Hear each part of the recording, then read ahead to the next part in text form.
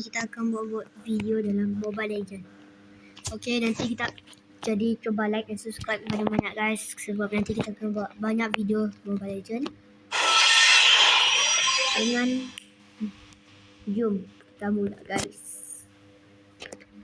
Semoga menang guys. Lama aku tak main guys. Aduh, ui, lagi masuk. Ui, ikan dulu aku guys.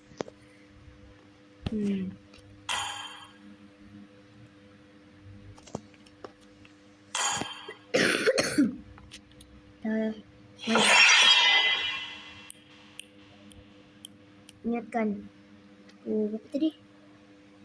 Oh, habis tu.